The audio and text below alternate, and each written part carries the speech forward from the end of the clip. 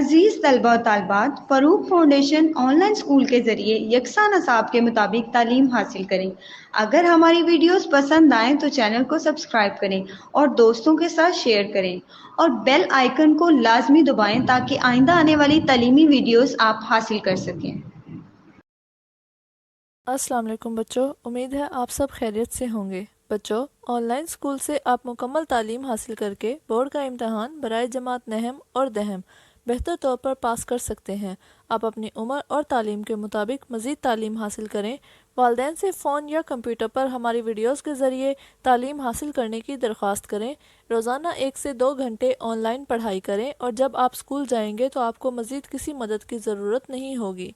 इस तरह पढ़ाई करके अपना वक्त और वालिदैन के अखराजात में बचत कर सकते हैं। ऑनलाइन स्कूल की कोई फ़ीस नहीं है। आप जूम पर भी क्लासेस का फ़ायदा उठा सकेंगे। हर मज़मून की मुकम्मल तालीमी वीडियोस मौजूद हैं। Assalamu alaikum, dear students. How are you all?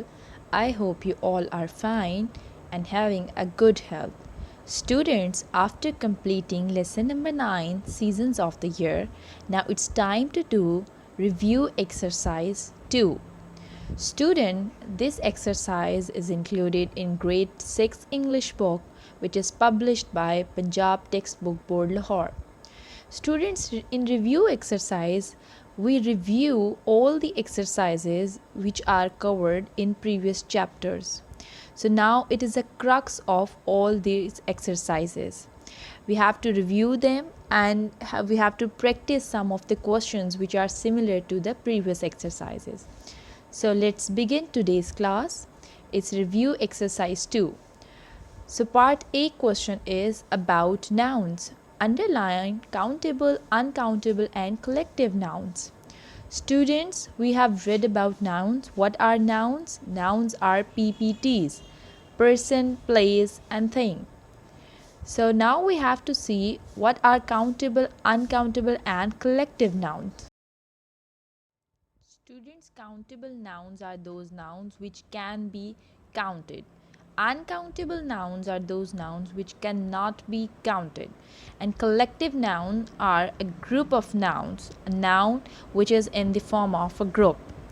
So in this exercise we have to find countable, uncountable and collective noun. बच्चों, हमने इन तमाम सवालों में से वो वाले नाउन्स ढूंढने हैं जो काउंटेबल हों, अनकाउंटेबल या कलेक्टिव हों। आई लाइक हनी वेरी मच। पहले तो इस सेंटेंस में हम ढूंढेंगे कि हमारे पास नाउन कौन सा वर्ड है। Honey, I like honey, honey is the name of thing, so it is our noun. मुझे शहद बहुत पसंद है, honey is the name of thing, so it is a noun. As we have just read that noun is person or a place or a thing, name of a thing. So honey is the name of thing, it's a noun. Now we have to identify which noun it is. Students, honey जब शहद की आप बात करें तो शहद हमारे पास uncountable होता है क्योंकि इसकी कोई मिकदार नहीं होती। शहद एक बिल्कुल ही ऐसा नाउन है, माया किस्म का नाउन है जिसमें हम मिकदार नहीं माप सकते।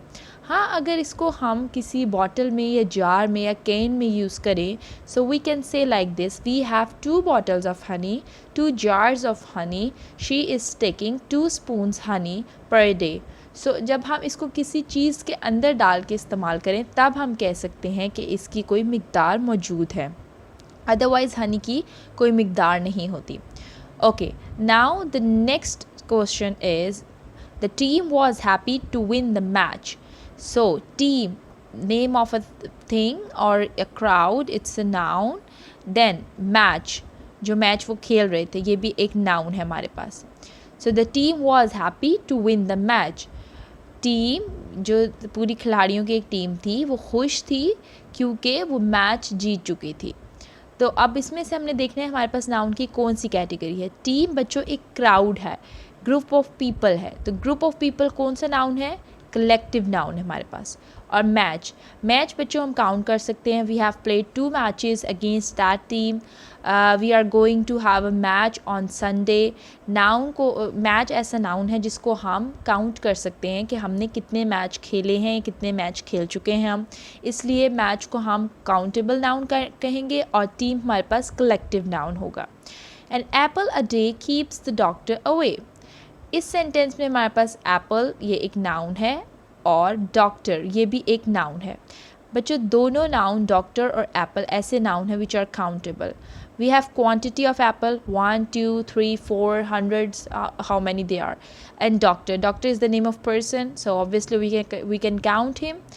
One doctor attended him, 2 doctors, 3 doctor, etc. So she drinks cold water. she बच्चों यहाँ पे pronoun है not the noun, so that's why we are not picking it. rather water is a noun. water कौन सा noun है? again water एक uncountable noun है, इसकी मिकदार मापी नहीं जा सकती। वाटर को हम अनकाउंटेबल नाउन कहते हैं। जबकि अगर वाटर एक ग्लास में लेंगे, कैन में, जग में या बॉटल में, तो then we can say we have just drank 1 glass of water. इस तरह से हम उसको क्वांटिटाइज कर सकेंगे उस बॉटल, जार या जिस भी चीज़ में हमने वाटर को कैरी किया होगा उस कंटेनर के बारे में। अदरवाइज वाटर इटसेल्फ एक अनकाउंटेबल नाउन है। There was a large crowd gathered in the street. Crowd मजमा लोगों का, और स्ट्रीट हमारे पास होगी गली। There was a large crowd gathered in the street. गली में लोगों का एक अच्छा खासा हजूम था, ढेर सारा हजूम था। लार्ज क्राउड होता है बहुत बड़ा मजमा होना लोगों का।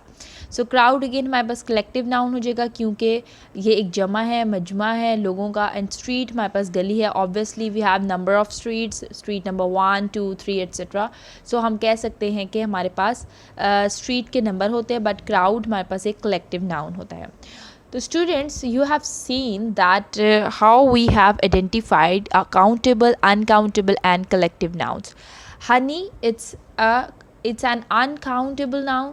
So यहाँ पे मैं इसको लिख देती हूँ UN because it's an uncountable noun. Team, it is a collective noun. So here I am writing collective noun. Match, this is a countable noun. So CUN. Apple, both apple and doctor are countable. इसके आगे मैं लिख रही हूँ CUN, countable. She drinks cold water. water हमारे पास uncountable है, so UN. There was a large crowd. crowd हमारे पास collective noun है, और street हमारे पास countable noun है। जहाँ पे भी किसी चीज़ का मजमुआ हो, ग्रुप ऑफ पीपल हो, वो कलेक्टिव नाउन होगा। और जहाँ किसी चीज़ की मिकदार को मापा जा सके, नाप सकें, उसको हम काउंटेबल कहेंगे। और जहाँ हम उसको मैयर ना कर सकें, वहाँ वो अनकाउंटेबल नाउन कहलाएगा। So this was part A of review exercise 2। Now let's move forward to part B. Change the gender and rewrite these sentences. बच्चों इस पार्ट में हमने जेंडर चेंज करना है और इन सेंटेंसेस को दोबारा लिखना है। जेंडर चेंज से क्या मुराद है? जैसे कि अगर कोई क्वेश्चन हमारे पास किसी मेल मेंबर के बारे में लिखा हुआ है तो हमने उसको फ़ीमेल में लिखना है, और अगर कोई फ़ीमेल में लिखा हुआ है तो हमने उसको मेल में टर्न कर देना है। He is not as happy as his brother. वो इतना खुश नहीं है जितना कि उसका भाई। अब यहाँ पे दोनों जो बात हो रही है बॉयज़ की बात हो रही है। So we are going to change the gender from he to she. She is not happy. अब हम एक लड़की की बात कर रहे हैं कि वो इतना खुश नहीं है जितनी कि उसकी बहन। हिज को चेंज कर देंगे हर में। तो यहाँ हमारे पास आ जाएगा इस तरह से, she is not as happy as her sister.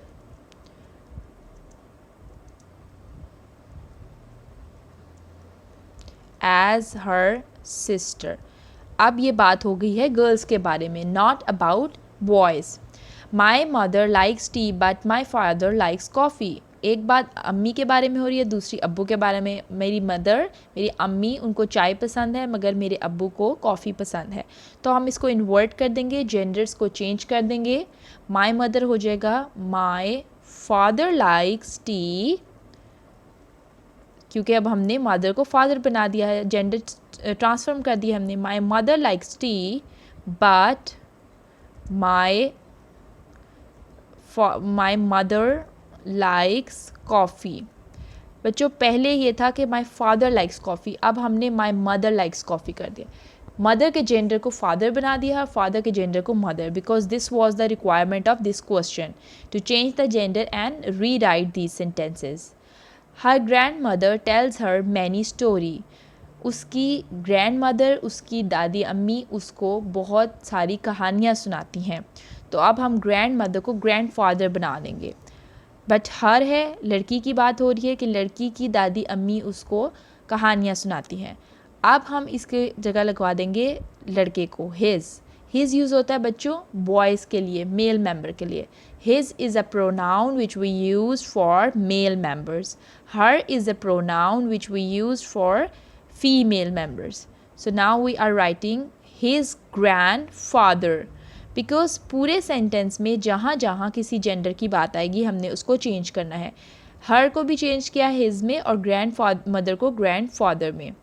Tells him, हर को फिर चेंज कर देंगे हिम में। मैनी स्टोरीज़, क्योंकि अब हमने बॉय के लिए सेंटेंस लिखना है कि उस बॉय के ग्रैंड फादर, उसके दादा अब्बा उसको बहुत कहानियाँ सुनाते हैं। His grand father tells him many stories. We have many cocks and oxen in our farm. बच्चों अब हम इसमें भी जेंडर्स को चेंज कर देंगे। कॉक्स एंड ऑक्सन के दोनों जेंडर को हमने यहाँ पे चेंज कर देना है। तो बच्चों कॉक्स जो हमारे पास हैं ये हम मुर्गे को कहते हैं। इसकी दूसरा जेंडर जो है फीमेल जेंडर वो क्या है, हैन का मेल जेंडर है कॉक और उसकी फीमेल जेंडर है हैन। तो यहाँ पे हम इसको इस तरह से चेंज करेंगे। कुक जो है हमारे पास हैन हो जाएगा और ऑक्सन जो है ये काऊ हो जाएगी। काऊ का जो हमारे पास दूसरा जेंडर है वो ऑक्सन है, इसलिए हम इसको यहाँ पे काऊ कर देंगे, काउज एंड हैंस। तो हमारा सेंटेंस किस तरह से हो जाएगा, we have many hens, we have many hens and cows in our farm. इस तरह से हमने दोनों एनिमल्स के भी जेंडर को स्विच कर दिया है। Your brother is 2 years younger than your sister. बच्चों यहाँ अब बहुत केयरफुली आपने इस सेंटेंस को अटैम्प्ट करना है। योर ब्रदर, पहले तो हम जेंडर चेंज कर लेते हैं। ब्रदर की जगह आ जाएगी sister, your sister is 2 years younger than your sister. Sister की जगह हम ब्रदर कर लेंगे। एक्चुअली जो दूसरा जेंडर यहाँ पे यूज़र है वो योर, जो कि एक सपोज जेंडर है कि किससे बात की जा रही है उसके बारे में क्लियर नहीं है कि क्या वो ब्रदर से बात की जा रही है या सिस्टर से। हर या हिज नहीं यूज़ हुआ हुआ, इसलिए हमने योर को चेंज नहीं करना, उसको एज इट इज़ रहने देना है, जबकि सिस्टर और ब्रदर को हमने चेंज कर लेना है। तो यहाँ हमारे पास ये सेंटेंस इस तरह से आ जाएगा, your sister is 2 years younger than your brother. Okay students, now you can see that we have switched all the genders of these sentences. She into he into she, her into his into her, sister into brother, brother into sister, and even cooks into hens and oxen into cows. So now moving forward to part C of this review exercise, fill in the blanks with appropriate pronouns. बच्चों pronounce हमारे पास वो word हैं जो हम nouns की जगह use करते हैं। नाउन अभी हमने पढ़ा क्या होते हैं, PPTs, पर्सन प्लेस और thing, name of a person, name of place और नेम और थिंग। उसकी जगह पे जो हम प्रोनाउन यूज़ करते हैं, उसकी जगह जो हम दूसरा वर्ड यूज़ करते हैं उसको हम प्रोनाउन कहते हैं। तो प्रोनाउन हमारे पास किस तरह के हो सकते हैं, जैसे कि अगर हम किसी बंदे की बात कर रहे हैं, like Ali is playing football, so we can replace him, he is playing football। तो ही हमने यूज़ किया है अली की जगह, जिसका मतलब है कि हमने नेम ऑफ पर्सन को चेंज कर दिया है विद अनदर वर्ड ही। इस तरह से जब हम नेम ऑफ पर्सन को नेम ऑफ थिंग को चेंज कर देते हैं विद ही, शी, इट, दे, अस, तो हम प्रोनाउंस यूज़ करते हैं। प्रोनाउंस की आगे डिग्रीज भी होती हैं, you, yours, yours, me, mine. इस तरह से हमने जो अप्रोप्रिएट डिग्री होती है वो लगानी होती है ब्लैंक्स में। Dash go to the market, अब मार्केट जाता है, कौन जाता है, या ही लगा सकते हैं यहाँ पे हम कि वो मार्केट जाता है, या लगा सकते हैं शी गोज़ टू मार्केट और he goes to market. Sana says that is the bag is, Sana says that this bag is hers. Sana ने कहा कि ये बैग उसका है। हर्स हमने यहाँ पे इसलिए लगाया है जिसका मतलब है कि ये बैग उसका है, उसको बिलोंग करता है। I heard a sound in the room but there was dash inside, अब अंदर कोई नहीं था, सो कोई नहीं के लिए हम कौन सा प्रोनाउन यूज़ करते हैं, no one, but there was no one inside. I wrote this story, ये स्टोरी लिखी है मैंने खुद लिखी है, इसलिए मैं लिखूँगी I wrote this story by myself. So हम इसको लिखेंगे माई सेल्फ। माई सेल्फ भी प्रोनाउन है, रिफ्लेक्सिव प्रोनाउन है, जिसमें आप अपने बारे में बता रहे हैं कि स्टोरी आपने लिखी है। This book is mine not yours, ये किताब मेरी है, तुम्हारी नहीं है। तो हम यहाँ पे लिखेंगे this book is mine not yours. Yours भी प्रोनाउन है, जिस तरह से यू प्रोनाउन है इसी तरह से योर्स भी प्रोनाउन है। तो हमारे पास अब ये प्रोनाउन किस किस्म के आ गए हैं, ही और she, hers, no one, myself and yours. ये हमारे पास डिफरेंट प्रोनाउंस की कैटेगरीज आ गई हैं। Okay, part D, fill in the blanks with the correct preposition from the brackets. बच्चों, प्रेपोजिशन हमारे पास वो वर्ड होते हैं जिनको हम नाउन से पहले लगाते हैं और ये नाउन की जगह बताते हैं कि वो नाउन किस जगह पे काम कर रहा है और किस तरीके से कर रहा है, इसीलिए हम इसको कहते हैं प्रीपोजिशन। नाउन से पहले की पोजीशन और नाउन की पोजीशन बताते हैं ये। We learned to cook dash our mother, by our mother, from our mother और एट आवर मदर। 3 तरह की प्रेपोजिशन दी गई हैं जिसमें से हमने पिक एंड चूज़ करनी है करेक्ट वन। अब हमें यहाँ पे ये देखना है कि कौन सी प्रेपोजिशन अप्रोप्रिएट है according to the sentence. We learn to cook, हमने खाना बनाना सीखा डैश आवर मदर, अपनी अम्मी से। किस से सीखा है आपने, क्या डायरेक्शन बयान किया, अम्मी से। So by our mother, at our mother, from our mother, अम्मी से सीखा है। किसी से आप कोई काम सीखे तो उसके लिए आप क्या वर्ड यूज़ करते हैं, from. I have learn reading और writing from my teacher, so from use करेंगे यहाँ पे हम। ही इज़ इंटरेस्टेड, वो संजीदा है या वो इसमें इंटरेस्ट लेता है इस चीज़ में, डैश स्टैम्प कलेक्शन। स्टैम्प की कलेक्शन करने में, स्टैम्प कलेक्टिंग में वो बंदा बहुत दिलचस्पी लेता है, बहुत संजीदा है वो इस मामले में।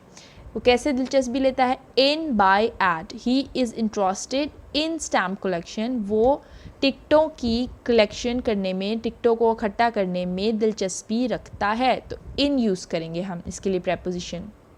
ही has not written to me dash many weeks, उसने मुझे कई हफ्तों से ख़त नहीं लिखा। अब एक बंदे ने कई हफ्तों से ख़त नहीं लिखा, उसके लिए हम क्या यूज़ करेंगे कि उस बंदे ने नहीं लिखा कई हफ्तों से। To me, from many weeks, उसकी तरफ से तो नहीं, फॉर मैनी वीक्स, कई हफ्तों से। अब से की बात हो रही है कि कितने हफ्तों से उसने ख़त नहीं लिखा। एक और बात बच्चों, यहाँ पे हैज़ यूज़ हुआ है। आपने पढ़ा होगा कि हमारे पास परफेक्ट टेंसेस हैं, इसलिए परफेक्ट टेंस में हम सिंस और फॉर यूज़ कर सकते हैं। Turn right dash the junction to go to the bank. Turn right, दाएं तरफ मुड़ें। दाएं तरफ मुड़ने के बाद क्या करें, turn right at the junction to go to the bank. Bank जाने के लिए मोड़ से दाएं तरफ मुड़ जाएं। अब आपने बताना है कि जंक्शन क्या होता है बच्चों, मोड़ होता है ऐसी जगह जहाँ से 2 रास्ते जा रहे हों। तो उस मोड़ से आपने कहाँ मुड़ना है, एट राइट। आपने वर्ड सुना होगा turn left, turn right, at that place, at किसी भी जगह के बारे में जब हम बता रहे होते हैं कि उस जगह पे क्या चीज़ मौजूद है, वहाँ से आपने कहाँ टर्न लेना है, तो एट यूज़ करते हैं preposition. She walked dash the hospital, वो हॉस्पिटल की तरफ गई, हॉस्पिटल की तरफ चल पड़ी। तो हम क्या लिखेंगे, टू द हॉस्पिटल, किसी चीज़ की तरफ जाने को हम क्या कहते हैं, to. She walked toward school, she walked to the cafe, तो किसी जगह की तरफ जाने को हम टू कहते हैं। बच्चों, इस तरह से आपने देखा कि अप्रोप्रिएट प्रेपोजिशंस जो है हमने ब्लैंक में फिल करके इनको इनकी एग्जैक्ट लोकेशन पे बता दिया है। फर्स्ट में हमने यूज़ किया फ्रॉम आवर मदर, हमने खाना बनाना अपनी अम्मी से सीखा। He is interested in stamp collecting. He has not written to me for many weeks, turning right at the junction, she walked to the hospital. Now comes part E, fill in the blanks with can, may, should और must। बच्चों, इन words को हम कहते हैं modal verbs. can, may, should, must, could, would, ये सारे हमारे पास modal verbs हैं। इसमें प्रोबेबिलिटी होती है, यानी किसी चीज़ का होना मुमकिन हो भी सकता है और नहीं भी हो सकता, इसलिए हमें इसमें शक की गुंजाइश होती है। यानी क्या मैं ये काम कर सकता हूँ या नहीं कर सकता, या मुझे करना चाहिए। शुड और मस्ट हम यूज़ करते हैं लाजिम तौर पे, कोई चीज़ आपको लाजमी करनी चाहिए।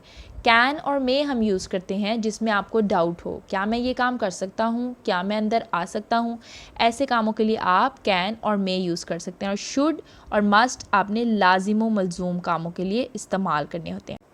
For example, I have a look at your paragraph, तो डैश में हम कौन सा वर्ड यूज़ कर सकते हैं? एक क्वेश्चन मार्क आगे हमें नज़र आ रहा है, जिसका मतलब है कि यहाँ पे अब हमने किसी से इजाज़त तलब करनी है, क्या मैं आपका पैराग्राफ देख सकता हूँ? तो इसके लिए हम यहाँ पे पॉसिबिलिटी वाला वर्ड लिखेंगे, may I have a look at your paragraph, क्या मैं आपका पैराग्राफ देख सकता हूँ। इस तरह से हमने मे यूज़ किया, जिसमें आंसर हमें येस भी मिल सकता है या नो भी मिल सकता है। अगर अगला बंदा नहीं चाहेगा तो हम इसमें नो आंसर लगा देंगे, और अगर अगला बंदा चाहेगा तो हम इसमें आंसर येस लगा देंगे। तो इस तरह प्रोबेबिलिटी वाला क्वेश्चन हमने यूज़ किया है। The new captain can run very fast, अब न्यू कैप्टन जो टीम का बना है वो बहुत तेज़ दौड़ सकता है, ये उसकी क्वालिटी बयान की है कि वो कितना तेज़ दौड़ सकते हैं। इसके लिए हम यूज़ करेंगे कैन। कैन के कोई बंदे की एबिलिटी कहाँ तक है, कितनी एबिलिटी है उसकी तेज़ दौड़ने के लिए, इसलिए हमने इसके लिए कैन वर्ड यूज़ किया है। You dash finish your homework on time, तुम्हें अपना होमवर्क वक्त पर ख़त्म करना होगा। लाजमी, एक काम आपको लाजमी करना है, उसके लिए हम क्या वर्ड यूज़ करेंगे यहाँ पे? Must. You must finish your homework on time, तुम्हें अपना काम वक्त पर ख़त्म करना चाहिए, लाजमी करना चाहिए वक्त पर ख़त्म। You dash knock before you enter the room, जब भी आप किसी कमरे में एंटर होते हैं, सो यू शुड नॉक, आपको पहले खटखटाना चाहिए दरवाज़ा, before you enter the room, जब आप रूम में एंटर हो इससे पहले लाजमी खटखटाना चाहिए। सो शुड का मतलब जो काम आपको लाजिम करना चाहिए। मस्ट का मतलब भी बच्चों लाजिम होता है, लेकिन ये ऐसा लाजिम काम है जो आपको करना है ऑन टाइम, इसलिए आपको लाजमी के तौर पे कहा गया है मस्ट। और शुड का मतलब ऐसी चीज़ जिसको आपको ओबे करना लाजिम हो। Next is Fakhir dash swim better than his friend, Fakhir अपने दोस्त से ज़्यादा अच्छा तैर सकता है। सो फ़ाखिर कैन, यहाँ पे हम कैन लगाएंगे क्योंकि कैन का मतलब होता है सकता है। जब किसी से इजाज़त तलब करनी हो तो हम क्या लगाएंगे? मे। और जब किसी की एबिलिटी बतानी हो सो कैन। जब कोई रूल, कोई चीज़ आपको लाजिम व मलजूम करनी हो so you must do that. Should, जब आप किसी को नसीहत करते हैं कि आपको ये काम लाजमी करना चाहिए, ये मैनर्स के ख़िलाफ़ है कि अगर आप इसको ऐसे ना करें, तब आप इसको यूज़ करेंगे should. Okay, complete the following sentences with adjectives given in the brackets in form of comparison. Now, in part F, we have to complete these sentences with adjectives. बच्चों, we have read enough about adjectives in previous exercise of lesson number 9. Adjectives are the words that describe or that qualifies a noun. बच्चों, adjectives इसमें सिर्फ वो अल्फाज हैं जो किसी भी वर्ड के बारे में एक डिस्क्रिप्शन बयान करते हैं या उसकी क्वालिटी को बयान करते हैं कि वो अच्छी है, बुरी है, लंबी है, छोटी है। तो हमने इधर इन सेंटेंसेस में एडजेक्टिव्स जो दिए गए हैं उनकी कंपैरेटिव फॉर्म लिखनी है। बच्चों, प्रीवियस लेक्चर में हमने एडजेक्टिव्स की कंपैरेटिव्स और सुपरलेटिव्स फॉर्म को भी डिस्कस किया था। कंपैरेटिव एडजेक्टिव वो एडजेक्टिव हैं जिनमें दो चीज़ों के दरमियान कंपैरिजन किया जाता है, और ये एडजेक्टिव ER फॉर्म लगा के कंप्लीट होते हैं या फिर मोर वर्ड लगा के। और सुपरलेटिव वो एडजेक्टिव्स होते हैं जिनमें सुपर क्वालिटी यूज़ करते हैं, हम किसी भी चीज़ की EST लगा के उसको कंप्लीट करते हैं या मोस्ट लगा के। इन ब्लैंक्स में हमने इन एडजेक्टिव्स की कंपैरेटिव फॉर्म यूज़ करनी है। My father is 4 years dash than my mother, father और मदर दो लोगों में कंपैरिजन हो रहा है, तो बच्चों कंपैरेटिव फॉर्म कैसे यूज़ होगी? इसमें ओल्ड का बन जाएगा ओल्डर, क्योंकि this is comparative form of adjective old. Zara is the taller girl in the class. अब बच्चों, इन द क्लास, पूरी क्लास की बात हो रही है, तो पूरी क्लास में किस तरह का कंपैरिजन हो रहा है? एक बच्ची का तमाम क्लास के साथ कंपैरिजन हो रहा है, which is a super quality. So Zara is the tallest girl in the class. यहाँ पे अब हम टॉलर नहीं बल्कि टॉलेस्ट लगा रहे हैं क्योंकि पूरी क्लास के साथ एक सुपर क्वालिटी का कंपैरिजन हो रहा है। दो लोग नहीं बल्कि एक बच्ची के पूरी क्लास के साथ कंपैरिजन।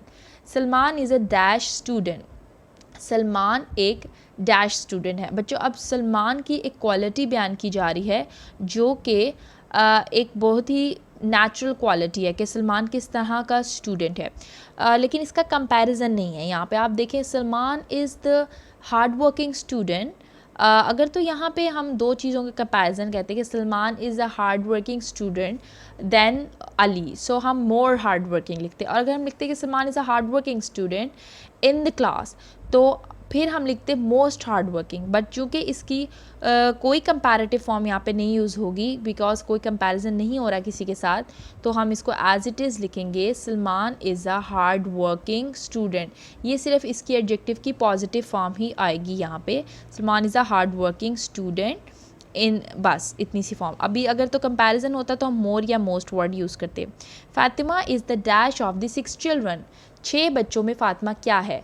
अब सारे बच्चों से कंपैरिजन हो रहा है फातिमा का, सिर्फ किसी एक दूसरे सिबलिंग से नहीं हो रहा, इसलिए हम यहाँ पे सुपरलेटिव फॉर्म यूज़ कर रहे हैं। Fatima is the youngest of 6 children. This is the dash story I have ever read. ये स्टोरी मैंने अब तक जितनी भी कहानियाँ पढ़ी हैं उसमें सबसे ज़्यादा इंटरेस्टिंग है, सबसे ज़्यादा दिलचस्प है। सो इसलिए हम इसके लिए क्या यूज़ करेंगे, superlative form, most interesting story, क्योंकि अब तक मैंने जितनी भी कहानियाँ पढ़ी हैं उसमें ये सबसे ज़्यादा इंटरेस्टिंग स्टोरी है। इसका कंपैरिजन मेरी बाकी तमाम पढ़ी गई कहानियों से हो रहा है, इसलिए हमने लिखा है इंटरेस्टिंग, मोस्ट इंटरेस्टिंग स्टोरी। सो इस तरह से हमने कंपैरेटिव और सुपरलेटिव फॉर्म लगा दी है। क्वेश्चन में हमें यही कहा गया था कि ऐसे एडजेक्टिव्स इसमें लिखें in the form of comparison, जिसमें आप कंपैरिजन वाजे करें कि एक बंदे का दूसरे के साथ कंपैरिजन हुआ है तो ER फॉर्म यूज़ करें, एक बंदे का सारी चीज़ों के साथ कंपैरिजन हुआ है तो EST फॉर्म यूज़ करें, और अगर कंपैरिजन नहीं हुआ तो सिंपल पॉजिटिव फॉर्म यूज़ करें। Okay, now coming to part G of review exercise, fill in the blanks with correct adverb। बच्चों adverb हमने पढ़ा था कि adverbs कहते हैं ऐसे words को that qualifies और that characterize a verb, जो किसी verb को quality दें, किसी verb के बारे में बताएं कि एक verb किस तरह का है। अगर कोई बंदा कोई काम कर रहा है तो वो कैसे कर रहा है, क्विकली कर रहा है, स्लोली कर रहा है, ज़्यादा दफ़ा कर रहा है। हमने ये जितने भी मैनर बताने होते हैं किसी भी वर्ब के, उसको हम कहते हैं एडवर्ब। एडवर्ब की आगे से हमारे पास टाइप्स होती हैं, adverb of manner, adverb of time, adverb of frequency, इस तरह से हमारे पास टाइप्स होती हैं। तो इसके मुताबिक हमने लगाना है यहाँ पे कि कौन सा एडवर्ब यूज़ हो रहा है। She went dash, adverb of time, यहाँ पे हमने टाइम का एडवर्ब लगाना है। अब आप बताएं कि शी वेंट, वो चली गई, जल्दी, देर से, सुबह, शाम को, तो हमने एडवर्ब यहाँ पे लगाना है अर्ली, वो जल्दी चली गई। ये टाइम के बारे में बताया है, अर्ली, लेट, इस तरह से। He lives, adverb of place, place का एडवर्ब लगाना है, कहाँ रहता है वो, हियर, देयर, ये इस तरह से एडवर्ब जो होते हैं हम यूज़ करते हैं, वो यूज़ होते हैं प्लेस के लिए। He lives here. They walk, adverb of manner लगाना है, किस तरह से वो वॉक करते हैं, स्लोली, क्विकली, इस तरह से ये वाले एडवर्ब यूज़ करने ताकि पता चले कि उनका मैनर क्या है वॉक करने का। So I am putting slowly here. Sana dash gets good marks in test, adverb of frequency. Adverb of frequency वो वर्ड्स हैं जो हम यूज़ करते हैं कितनी दफ़ा कोई चीज़ हुई है, समटाइम्स हुई है, ऑफन हुई है, सेवरल, ये वाले वर्ड्स जो होते हैं हमारे पास एडवर्ब ऑफ फ्रीक्वेंसी होते हैं। सो सना ऑफन गेट्स गुड मार्क्स, सना अक्सर औकात अच्छे मार्क्स लाती है टेस्ट में। The story is dash interesting, adverb of degree. अब यहाँ पे डिग्री यूज़ करनी है, कितनी इंटरेस्टिंग है स्टोरी, बहुत ज़्यादा इंटरेस्टिंग है, बिल्कुल बोर है, किस तरह की। तो जो वर्ड्स है हमारे पास वेरी, ये हमारे पास एडवर्ब ऑफ डिग्री है। ये कहानी बहुत ज़्यादा दिलचस्प है। इस तरह से बच्चों हमने adverb of time, place, manner, frequency और डिग्री को यूज़ करते हुए इन ब्लैंक्स को फिल कर लिया है। So students, you should practice these adverbs and their categories at home because they are very important for your understanding. Now moving forward to part H. Join the two sentences in each pair using the conjunction given in the bracket. बच्चों conjunction हमारे पास वो word होता है जो दो sentences को, दो फ्रेजेस को या दो वर्ड्स को आपस में मिलाता है। कंजंक्शन एक ब्रिज के तौर पे एक्ट करता है दो चीज़ों के दरमियान, जो एक चीज़ को दूसरी चीज़ से कनेक्ट करता है। तो conjunction as a bridge use होता है। You will succeed, you work hard. यहाँ पे दो सेंटेंसेस हैं हमारे पास, इसमें अब हमने कंजंक्शन यूज़ करना है इफ़। तो इफ़ यूज़ करने से ये दोनों सेंटेंस जो हैं ये आपस में हम इनको मिला देंगे, ये दो के बजाय एक सेंटेंस बन जाएगा। So now we will write you will succeed if you work hard. लेकिन बच्चों जब हमने एक सेंटेंस के साथ कंजंक्शन मिलाना होता है तो उसके बाद हम फुल स्टॉप को ख़त्म कर देते हैं, कॉमा लगा देते हैं और हम कंजंक्शन लगा के लिखते हैं इफ़ यू वर्क हार्ड, और कैपिटल लेटर भी हम इसका ख़त्म कर देंगे बिकॉज अब ये एक सेंटेंस बन गया है। She was invited, she did not come, उसको इन्वाइट किया गया मगर वो नहीं आई। अब बट यानी मगर इस कंजंक्शन को हमने यूज़ करना है तो अगेन हम यहाँ पे क्या करेंगे, शी वॉज इन्वाइटेड और उसके बाद हम इसके आगे बट लगा देंगे और फुल स्टॉप और कैपिटल लेटर ख़त्म करके लिखेंगे शी डिड नॉट कम। इससे हमारा कंजंक्शन ने दो सेंटेंसेस को आपस में एक साथ मिला दिया है। He will succeed because he has work hard, वो ज़रूर कामयाब होगा क्योंकि, यहाँ पे हमारा कंजंक्शन है क्योंकि उसने बहुत मेहनत की है। तो हमने ये लफ्ज़ बिकॉज लगा के अगले सेंटेंस को इसके साथ ही मिला लिया है, because he has worked hard. इस तरह से conjunction is connecting two sentences. Now I was busy, I did not telephone him, मैं मसरूफ़ था इसलिए मैं उसको कॉल नहीं कर सका।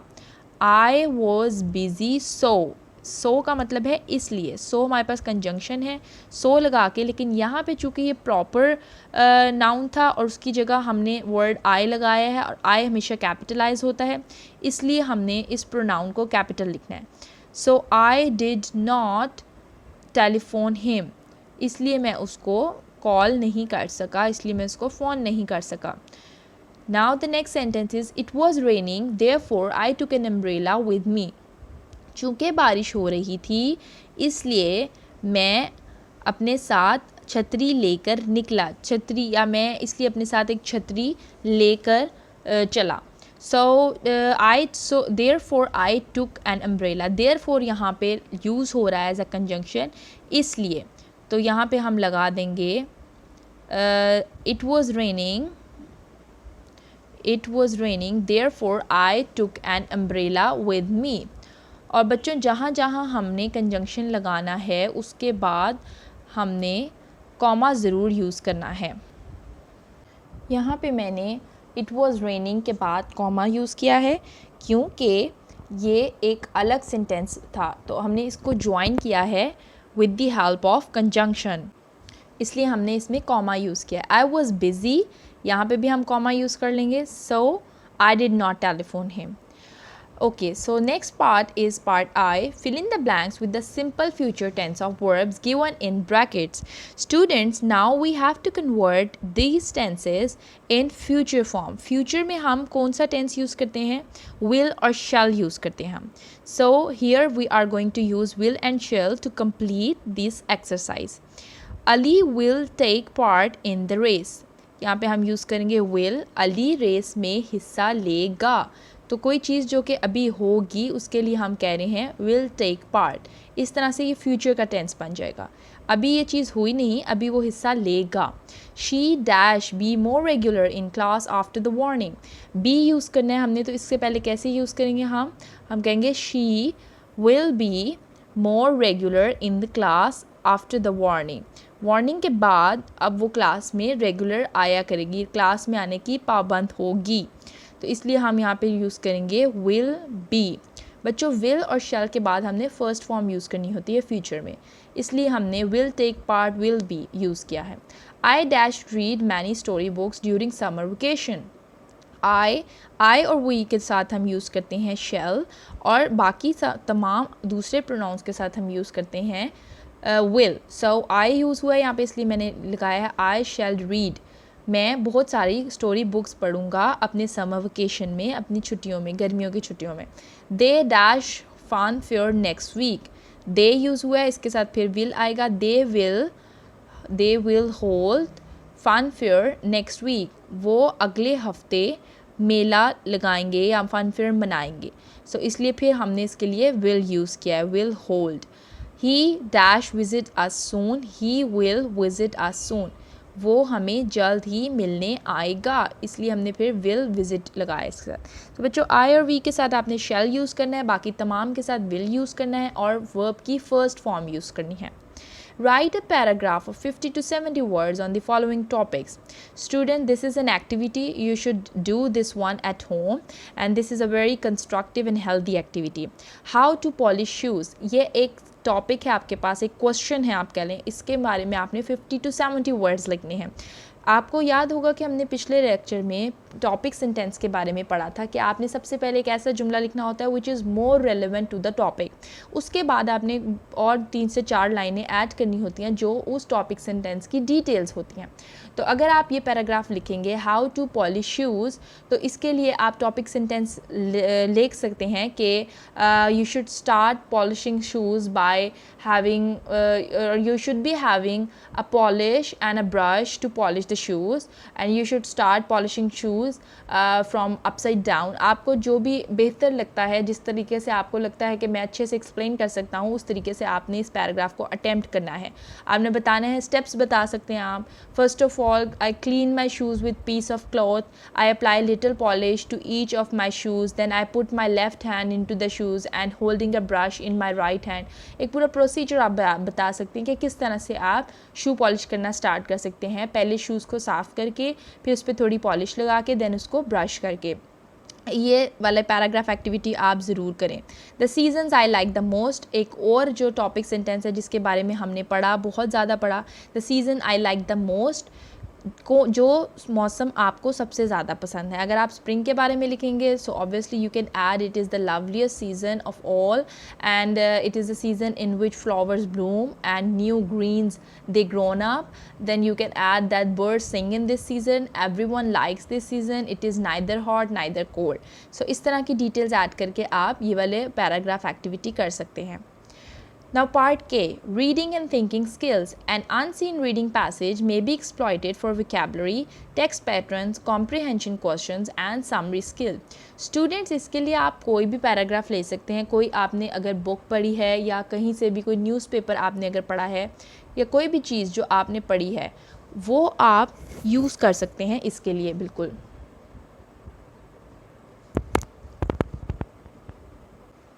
कोई भी पैसेज, किसी भी बुक से लिया गया पैसेज या फिर किसी न्यूज़पेपर से लिया गया, आप उसको लेकर उसमें से वोकैबुलरी के मुश्किल अल्फाज जो हैं वो निकाल सकते हैं, उनकी प्रैक्टिस कर सकते हैं, स्पेलिंग्स याद कर सकते हैं उनकी, टेक्स्ट पैटर्न किस तरह से वो अल्फाज लिखे गए हैं, कॉम्प्रीहेंशन क्वेश्चन, उन पैराग्राफ में दिए गए जो डिटेल्स हैं उसके क्वेश्चंस बना के देन उसके आंसर्स निकाल के लिख सकते हैं। समरी स्किल्स, समरी बच्चों खुलासे को कहते हैं। तमाम पैराग्राफ के आप एक शॉर्ट समरी बना लें, जो कुछ उसमें बयान किया गया है वो चीज़ें आप 2 से 4 लाइनों में लिख दें। Then we have oral communication skills. Oral communication skills वो स्किल्स होती हैं आपके पास जिसमें आप स्पीकिंग को स्ट्रॉन्ग करते हैं। अपनी जितना ज़्यादा आप स्पीक करेंगे उतनी आपकी कम्युनिकेशन स्किल्स अच्छी होंगी। From pairs or groups as required and give students different situation. Ask them to prepare a dialogue for each situation and present it in the class. Students, you could arrange some dialogue competition within your school or at home. You can have 2 to 3 members with you. Then you can exchange a communication dialogue. आप कोई भी situation ले लें, कोई shopkeeper की और customer की, कोई टीचर स्टूडेंट की, कोई सिचुएशन ले लें जिसमें 2 लोग आपस में कम्युनिकेट करें और स्पीकिंग डायलॉग्स एक्सचेंज करें। आप कोई से 2 नाम ले सकते हैं। उसके बाद आप उसमें ये लिखें कि उन दोनों के दरमियान क्या मुकालमाबाजी हुई है, क्या बात हुई है। ये सब करने से आपकी ऑरल कम्युनिकेशन स्किल्स स्ट्रॉन्ग होंगी। So this was the activity you need to perform at home and review exercises completed now. Next will be lesson number 10. Okay students, try to practice these questions at home and have a good day. Allah Hafiz, take care.